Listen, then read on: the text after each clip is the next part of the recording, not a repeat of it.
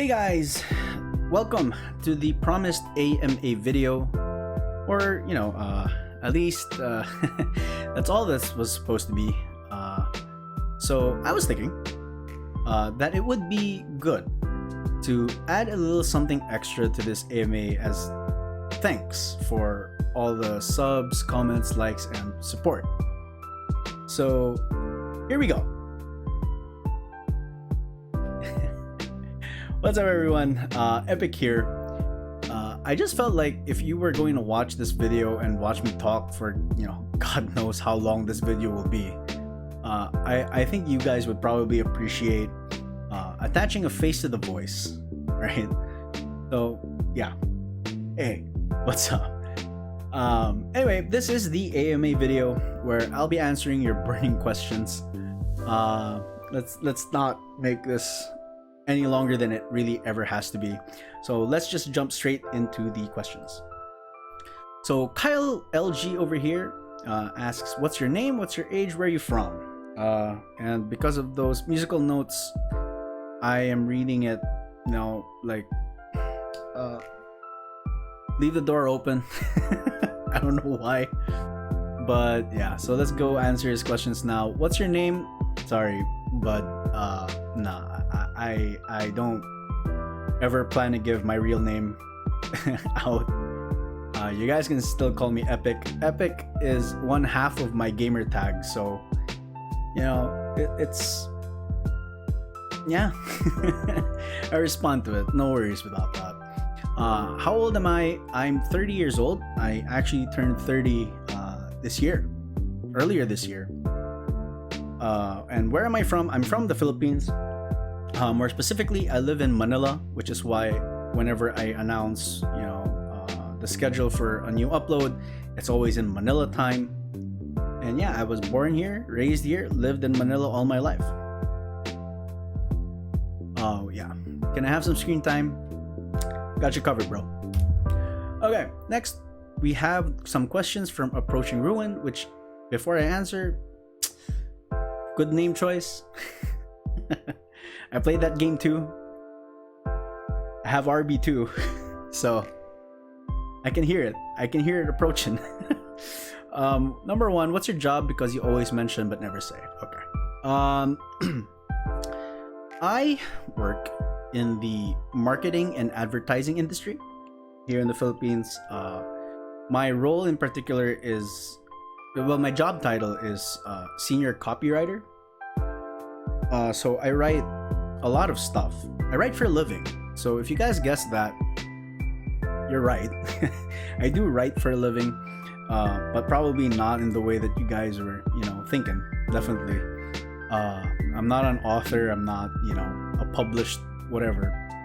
But yes, I do write professionally. What do I write? I write marketing copy, advertising copy for posters and stuff. I write, sometimes I have to write video scripts. I write social media captions.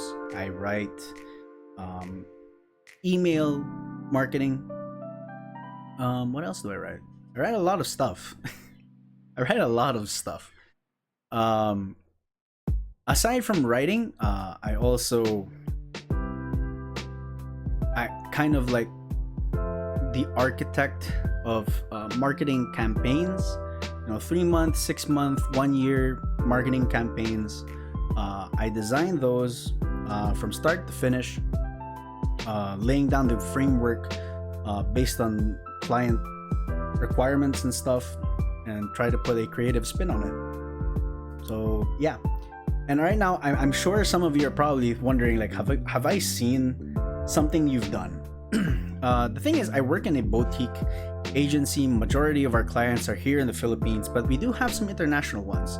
So let me try to run down some stuff. I don't want to give the client names because that's free advertising for them. I'm not getting paid for it. So no free advertising. Sorry. If you're wondering if you've seen something I've worked on, if you have ever passed through like the arrival section of the Ninoy Aquino International Airport, or NAIA, which is the main airport here when you land, like when your flight lands here in Manila, then 100% Terminal 3, 100% yes, you have seen something I've done. 100%. If you've had to pass through the arrivals, terminal. If you live in Manila itself, Metro Manila, most likely yes, you have seen something. Most likely. Now, for our international friends, if you live in the US, Canada, or Australia, and you have a penchant for patronizing small businesses, maybe you might have. Texas, if you live in Texas, a lot of my former clients in the US are from Texas, the Houston, Dallas. We have a client right now in Austin. I've also had clients in both North Carolina and South Carolina, some Denver, Colorado ones, San Diego as well. Yeah, I mean, all over the place in the US. In Canada, it's if you live in Toronto, yeah, Vancouver, we had some real estate agencies, yeah, in Vancouver. This is from an old job, by the way. In Australia, Brisbane, if you live in that area, maybe. The Gold Coast, by the way, yeah, the Gold Coast too. We have a lot of clients in the Gold. We like my first job had a lot of clients living in the Gold Coast. So if you're from there, you might have. So as for your third question, I'll answer that in a different slide. Okay. I'm gonna butcher a lot of names today. I can feel it. Misaroni, I hope that's how I'm supposed to pronounce your name. What subject would you be teaching? So for those of you who are not so aware because you don't watch the channel updates, I teach a college class, just one. The subject I teach is digital marketing. I teach this class to obviously marketing majors to kind of supplement, the fact that in today's world everything is pretty much digital, right? Like traditional print and TV it's not what it used to be. Digital is the future. So they wanted me to come in and teach digital marketing, particularly mobile marketing, search engine optimization, and copywriting. Now, if those three things don't make much sense to you, it's okay, don't worry about it. But yeah, so I teach mobile marketing, SEO, and copywriting in that class. Yeah. So Manic asks, how's life being a teacher and a texting YouTuber? It's been hard. I'm not gonna sugarcoat it. It's hard, man. I mean, again, so I have my day job in marketing. I do, the class, and of course the YouTube channel. Those three things, it's like working three jobs. So it has been taking a lot of my time. I've been sleeping a lot later than I usually do. I haven't had too much time for watching anime, reading manga, and playing games. My favorite pastimes. But I've always been someone who's been up for a challenge. So as difficult as and tiring as doing all three of those things have been, it's also been really, really fun, and it feels fulfilling. Teaching in particular has always been on my bucket list, my personal bucket list. Being a YouTuber is also on my bucket list. So being able to cross those two things out has been great. It's a real sense of accomplishment, a sense of achievement for myself. 2021 has been a good year for me in terms of life goals. Next, we have Bionic Nightwolf, promo star 123, Heavy Robot, asking, "What is your favorite ship from My Hero Academia?" I think it's fairly obvious. Don't you guys think? Izumomo. Izumomo. Easy. I think, most people who get into like texting stories on YouTube, especially, like My Hero Academia centric texting stories, for their first story, I think they will default to their favorite ship. Now, if you're gonna ask why I like Izumomo, I like it because it just makes sense, from like a long-term perspective. With the way that Midoriya tends to be a very self-sacrificing person,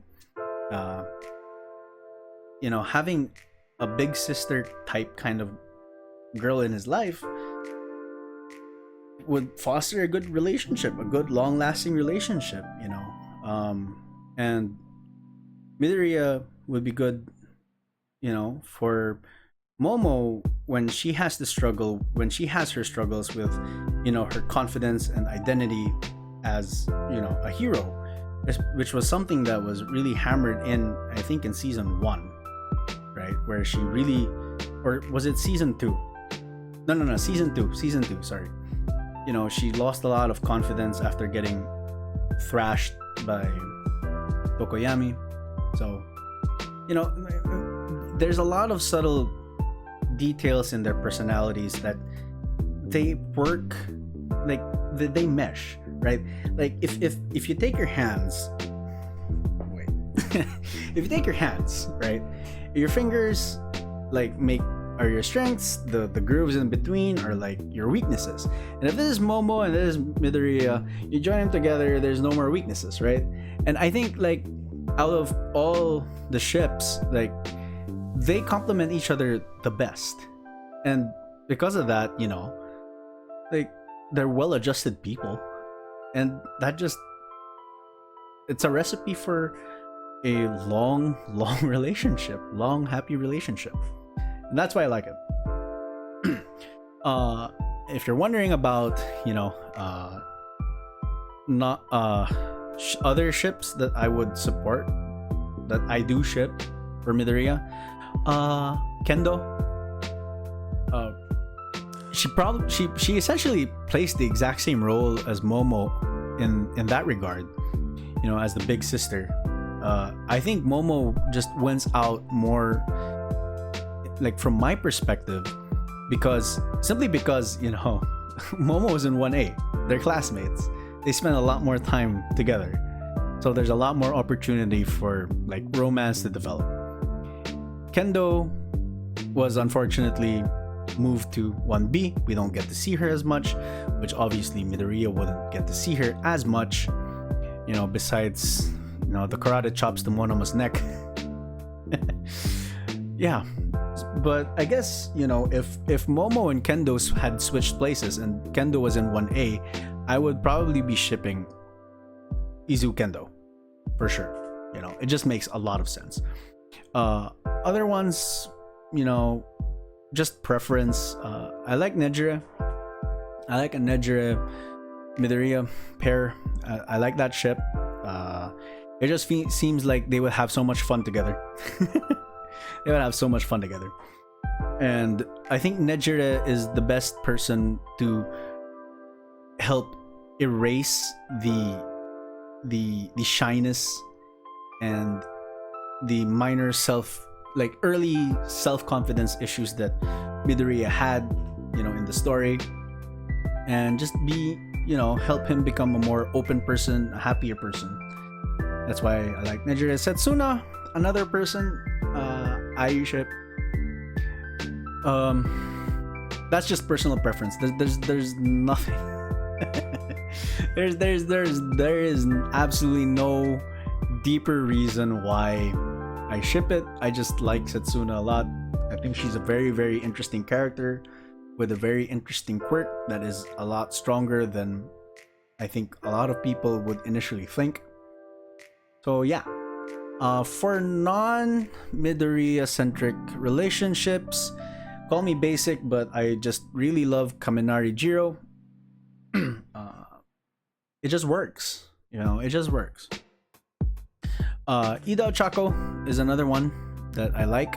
I don't know how many people actually do that ship, but I think, now don't get me wrong, I mean, I think Deku Ochako is cute as hell, man. They're really cute together. They have a lot of cute moments, but I just think that, you know, that's all there is to the relation. They're cute, right? Yeah. But I actually do think that, you know, the seriousness of Ida and, you know, the more light-hearted nature of Ochako just gels really well. And if I was in charge of the canon, you know, story, that would be the pair. That would be the pair. Tokoyami Tsuyu is another one that I like for reasons. For reasons. Okay. So Fang Viper is asking, do you like the gay MHA ships? I'm good. I'm good with them. I'm good with them. I'm okay with them. I have absolutely no problem reading stuff that has, you know, homosexual ships. I mean, you know, you like what you like, guys, and I can completely respect that. You know, I don't actively like look for it on YouTube, but if the story has it, I'm completely good with it. You know, maybe the one that I would support the most, I guess, would be Bakugo Kirishima. That's the one that just makes so much sense. But I do worry about like the long-term viability of that relationship. It seems like Kirishima is gonna draw the short end of the stick on that one, because he'd be putting in a lot more into the relationship than what he gets out of it. I mean, especially from an emotional standpoint, you know. Physically, I think that wouldn't be a problem. Physically, I don't think, like in a physical relationship, you know, that I don't think that would be a problem. Emotionally, I don't know if Kirishima would feel his emotional, you know, needs met. Other gay ships, probably Aizawa and Mike. I mean, the two are always together. They have a long history of friendship, which, you know, can easily transition to a personal relationship between the two of them. I think that works out really well. As for Todoroki and Deku, I can see it. I can see it happening. Simply because they can bond over their traumas. And it sounds so bad, but you know, they can. That's something that, like, I think if you were to turn that into a story of how the relationship would develop, I think that's the thing that you should really focus on, right? I mean, they can help each other with their traumas from their childhoods. So in Midoriya's case, it was the being quirkless and being bullied. In Todoroki's case, of course, that clown fiesta of a family life that Endeavor created early on. You know, I think that would be the best gelling point between the two of them.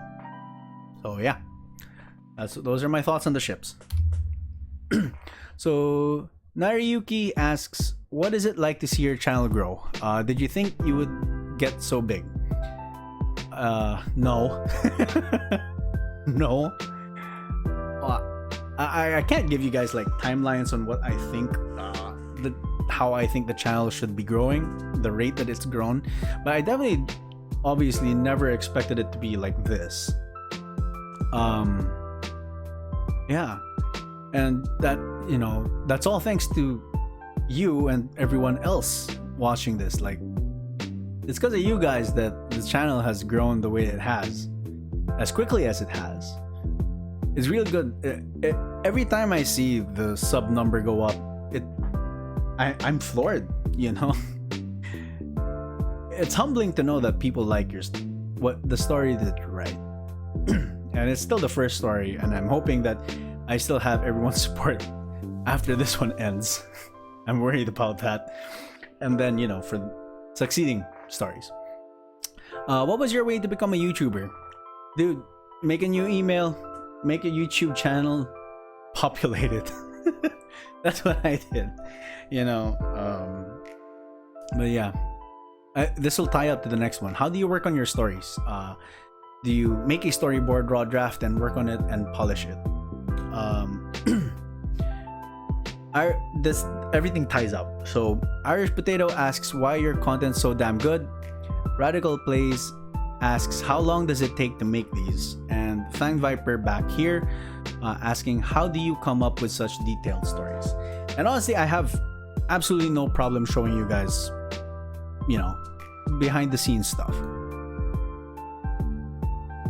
Okay, so right now you guys are looking, oops, sorry. So yes, so the series is not done. It's 186 pages on Google Docs. It's really long. So this is what it looks like. Disregard what you saw. It really is just season 1. I decided not to split the story in half. Anyway, obviously some stuff blacked out because I don't want you guys to see it. But yeah, so I actually outlined the entire story well before I even started the channel. The entire Betrayed series was planned out from start to finish. Obviously there were like holes in the middle that I plug up as I go along, but the major plot points, all of them, from moving from UA into like their adult years, the Deku coming in to save people in episode 9, and him becoming an underground hero, because I know like very early on a lot of people were saying like I'm okay with him being a teacher, but he should have become like an underground hero or a vigilante or something. And when I read that, I was like just chuckling to myself like yeah, I got you guys, it's coming, it's gonna happen. Just not yet, like later on it will happen. Don't worry about it. So yeah. So why don't we go episode 9 here. So this is the Deku episode.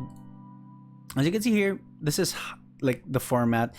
So how I do this is that I write everything here on Google Docs, and when it goes through multiple rounds of edits on my part, because I get a little annoyed when things don't feel tight, when the flow isn't good enough in my opinion. Some things don't make sense, little tidbits like that. So it's a lot of writing, editing. There's no real schedule. It just materializes eventually. I don't know, guys. But outside of Google Docs, I also use this. This is an app called Notion. I like writing ideas here. And this is, I guess, a good show of, changes, right? I don't know if you guys can read it so well, but you'll see here that there's something that says drinking party with teachers in episode 8.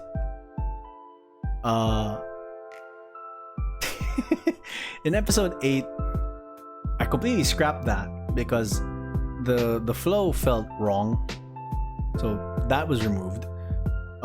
You'll also probably notice that episode 8 and 9 on this draft have the same title. That's because episode 9 was, I had originally decided to make episode 9 really a part of episode 8. And I got stuck and I wasn't happy with how I was connecting it. And time was running out. So I cut it in half, uploaded it to buy myself more time to really go through and make sure that episode 9 was as perfect. You know, I get episode 9 as close to perfect as I possibly could. So yeah, there's a lot of work involved with the way that I write. I do not write immediately into the texting story app, simply because it's such a pain in the ass to edit stuff over there. It's much easier to do it on Google Docs, right? I mean, it's longer. That's why it takes so long for me to upload compared to other channels.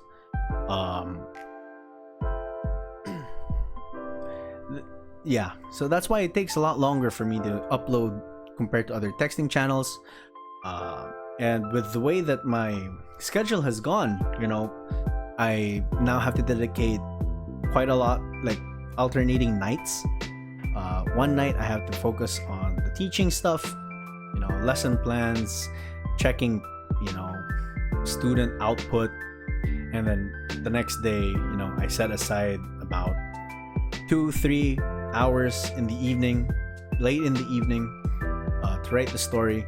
So, you know, on a good day, I can probably finish really quick. It really depends. It really depends. So I usually write until it gets finished. Sometimes I'll write it in one go, sometimes bits and pieces. And then I sleep on it just so that, you know, I have a fresh pair of eyes when I go through it one last time before I make my final edits. And when I'm happy with everything, that's the only time it goes into the texting app. So I retype the whole thing. I retype the whole thing into the texting app. It's a lot of work, and obviously I can, you know, do things in a much more efficient manner, a faster manner. But I don't know, this workflow works for me. Maybe you know, some of my more experienced counterparts can give me tips on how to make that go faster. I don't know, but yeah, that's why it take a while. That's why it take a while to upload. Okay, next one. Rosenbel Sanchez, Caleb Flores, and Aimo Ita. I feel like that's wrong, but like I said your name wrong. I'm so sorry, but yeah. Anyway, they asked me what inspires me the most. It's not what, it's more of a who. It is gonna sound so cheesy, but the one who inspires me the most is my fiance. She is the unsung MVP of this channel. You know, she's also a creative. She writes stories for BTS.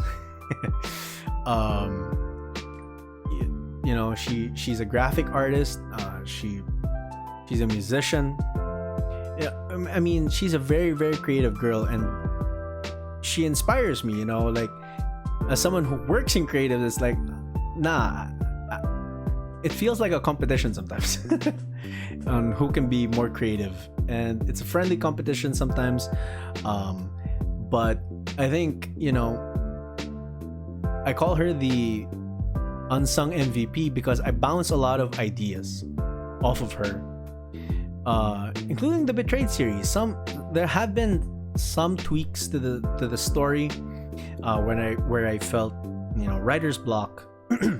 And I talked to her about it, and she just comes up with answers like that, you know, like instant. And I was like, see, this is why I'm marrying you. You know, yeah. So the one who inspires me the most, my fiance, 100%.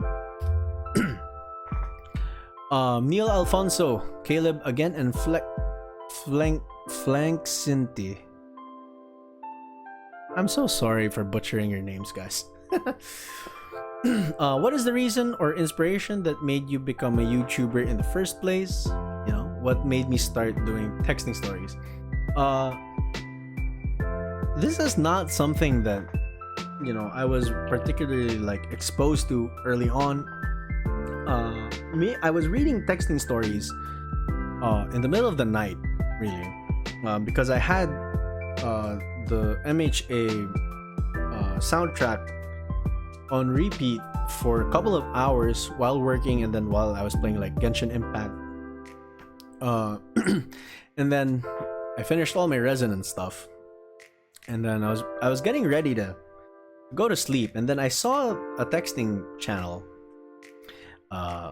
Muffins. That's not the channel's name anymore. What's the name of it? The channel again? That Anime Lover, I think. Yeah, I think that's the name now. I was like, what's this? What is a texting story? What is this? Or I think it was like a lyric prank, I think. And then I watched it, found it hilarious, and then it was like I opened up like a can of worms, man. Like, and I spent 4 hours watching texting stories, and I got really hooked on it.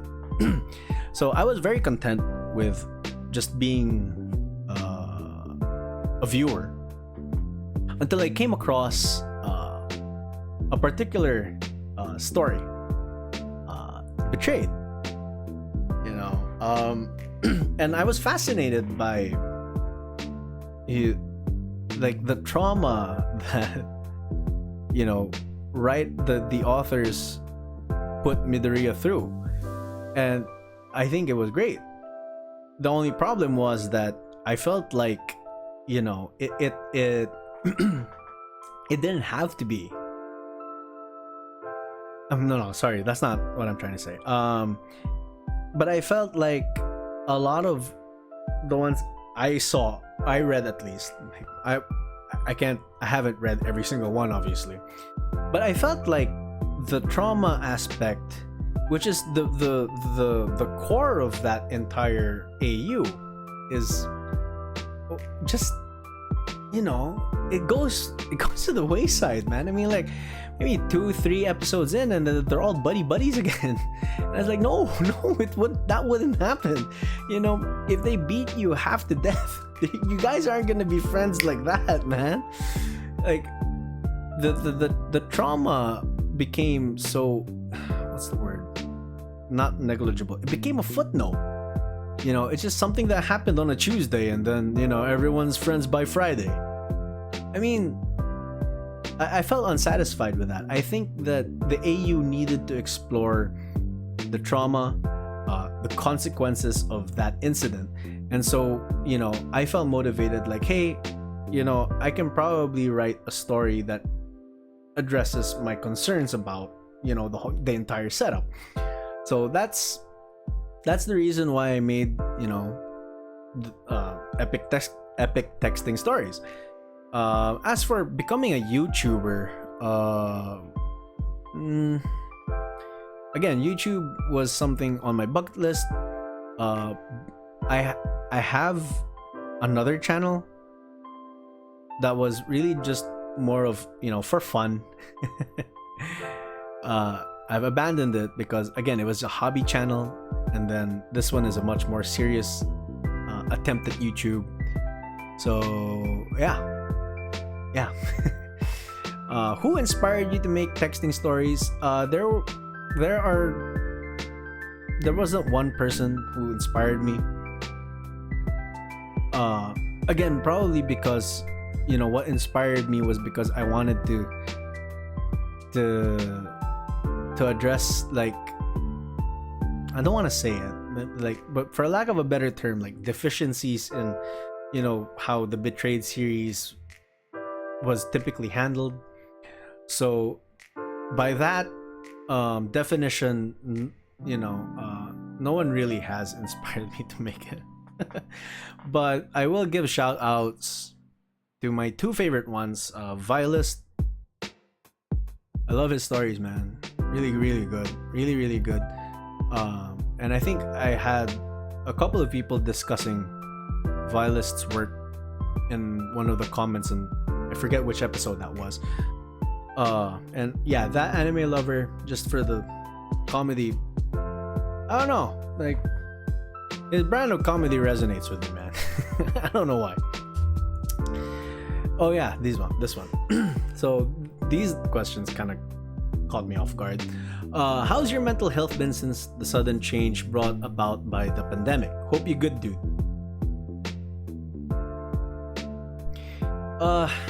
It's been a tough adjustment.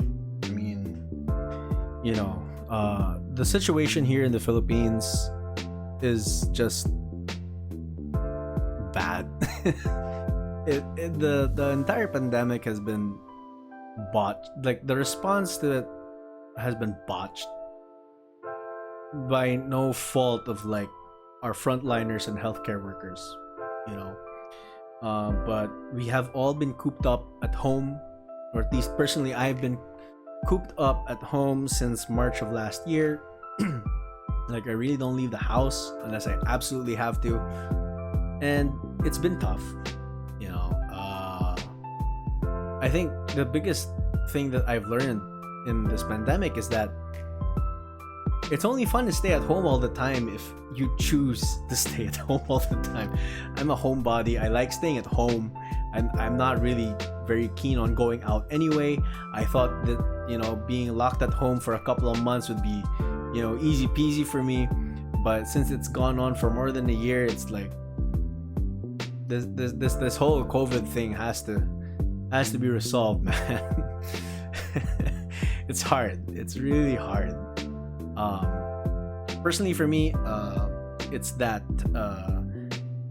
blurring of the lines between, you know, work and relaxation. I mean, when you have to go to the office every day to work, it's very easy to separate work from personal life.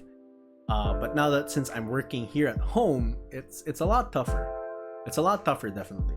But overall, you know, it's still been good. The family has had COVID scares, but we got through that. Some of my brothers are vaccinated now. I'm partially vaccinated. I'll get my second dose of Moderna later in the month. And yeah, you know, it's been good. It's hard. Life's hard, but I'm feeling good for the most part. Feeling very good for the most part. And thank you guys for asking that. That's not something that, you know, people ask me a lot. Like, how am I doing? I appreciate it, you know. I appreciate that. Okay. And yeah, I am really hoping that a lot of you are doing okay. This pandemic has been a real bitch. It's been a real bitch, but I'm hoping you guys are doing well. And if you guys need to talk to someone, go talk to someone. If you're feeling cooped up, go talk to someone. You know, don't bottle stuff in. You know, get the support that you need from the people that you care about and people who care about you. That's the way you're gonna get through this. Okay, so next, Midnight Dan is asking, what's your favorite anime? And I don't know what to name is asking, what's your second favorite anime? Probably because, you know, he's assuming that My Hero Academia is my favorite.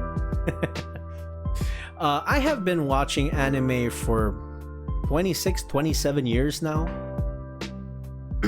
I watched anime a lot more than I would like normal cartoons.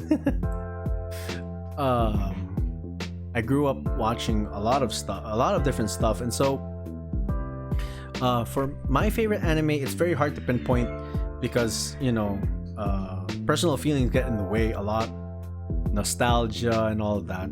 So just from the top of my head, my top ones growing up when I was a lot younger, Dragon Ball Z for sure. You know, my mom always tells this really funny story of how she thought I had a speech impediment when I was like 4 years old, trying to get her to buy me Dragon Ball Z merch, clothing.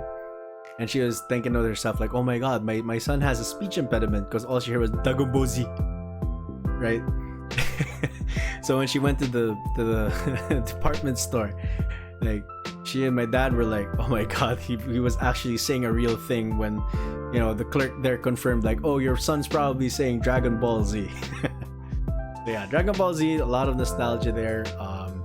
GTO, great teacher Onizuka, definitely one of my all-time favorites. Yu Yu Hakusho, Slam Dunk, which I think personally for me is still the best basketball anime, just because it's realistic, somewhat realistic at least. Yeah, I'm sure there are a lot more, but I can't, like, top of my mind, like, not, like, I can't recall. More recent series, I guess, yeah, obviously, My Hero Academia. I really, really like it a lot. It's an old one, but a new one all the same, because they're new episodes. Obviously, the series that will never ever end. One Piece, definitely. Seven Deadly Sins, I really like that. I like how it's a freaking romance anime masquerading as a shonen anime. That's why I like Seven Deadly Sins. I don't know if you guys can see on the bookshelf there, but Overlord is another one that I really, really, really like. I mean, it's obvious because I watched the anime and I have the light novels. Konosuba also, definitely a favorite right now. Really good. More recent ones, I really got into the mecha one, 86. That's really good. That was a really good series. And then of course there are a lot of underrated series, but I can talk about anime for hours, man, hours at a time, and I don't want to take up hours of your time, but so there's a lot, so if you guys are, and I'm always open to watching new series, so if you guys have recos for me, recommendations, comments below, guys, comment below. Let's share a series with each other. Maybe we'll all discover a new favorite. Okay. This one is from Daniel Peligro, Owami Promo Star, and Aristo.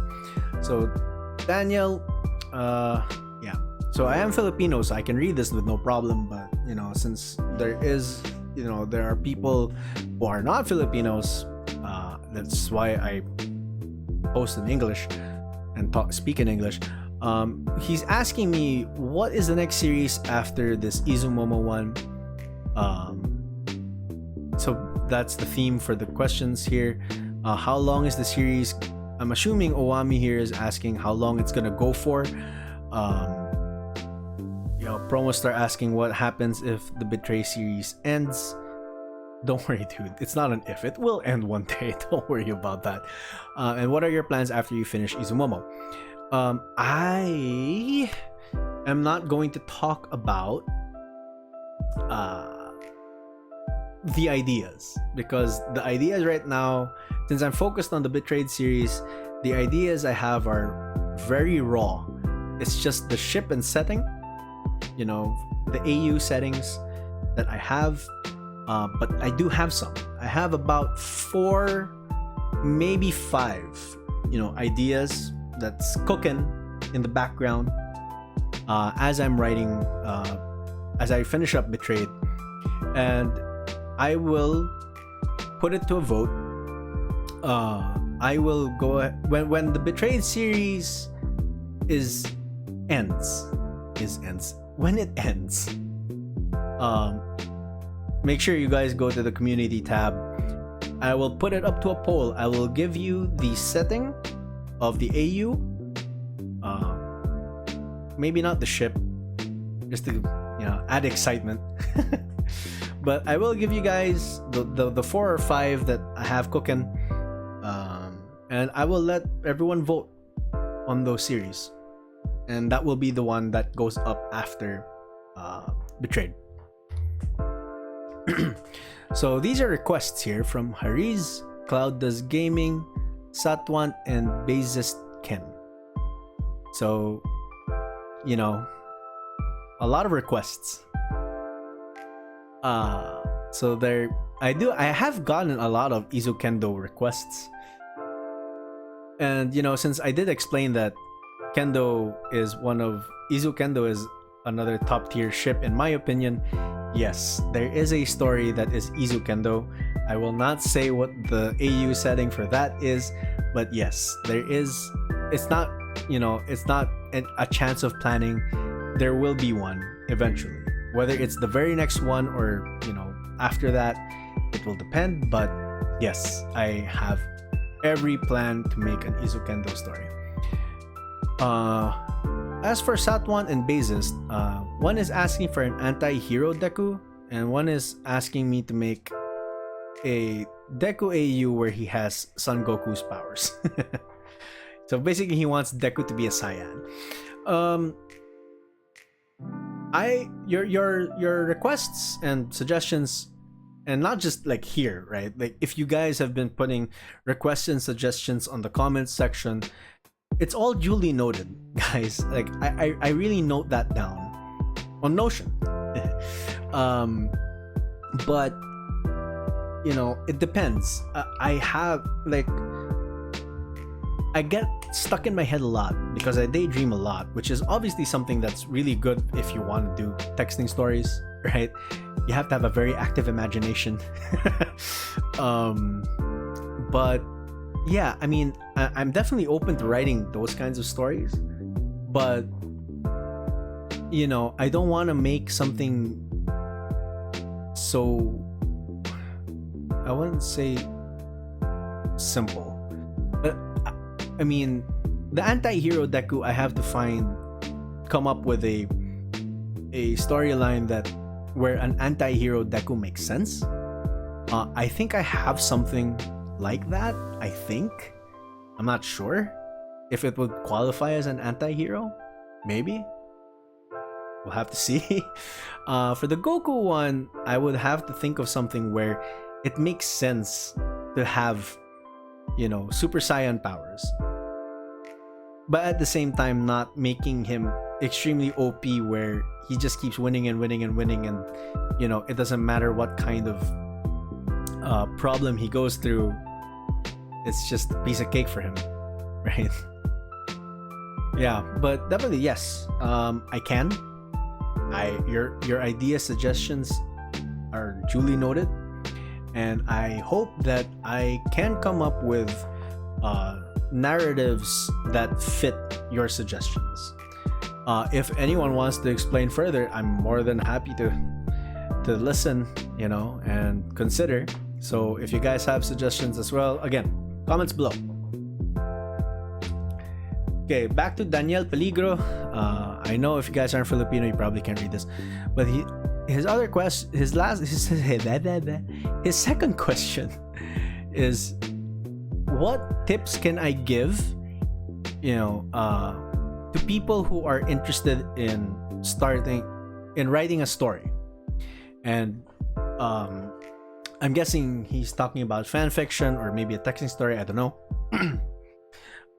Tips. Number 1, read. Guys, absorb literature. You know, growing up, obviously I watched a lot of anime, and I think the thing that I, like, from a very young age that I paid a lot of attention to was the narrative of stories, right? I mean, the anime, like, obviously a lot of it was shonen anime, but the flow, the ebbs and flow of the stories always fascinated me, and that fascination obviously, you know, stems from books. I've read so many books growing up, you know, from Harry Potter to Crichton, to I forgot the guy's name, but a lot of, you know, science fiction, horror, mystery, a lot. Obviously obviously the stories from the animes, and even in gaming, I very early on I fell in love with JRPGs with really grand, sweeping narratives that just blew my mind, my tiny young little mind. So, the fact, like, literature right now isn't just kept to books. I think a lot of people, like, growing up now is great, well, not right now because of COVID, like, obviously, but where a world where anime, and video games, comic books, are accepted as literature, it's great. I highly suggest that you read and try to understand the components of a story. If you find a story that you really like, you kind of have to break that down and understand what exactly about those stories you like. And then the second one would be to expand your horizons, right?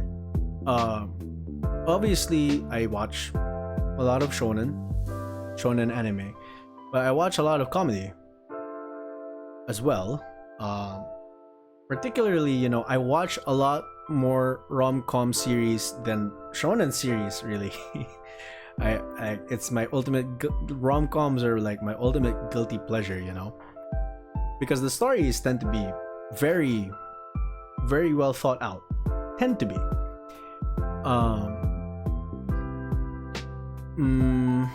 Yeah.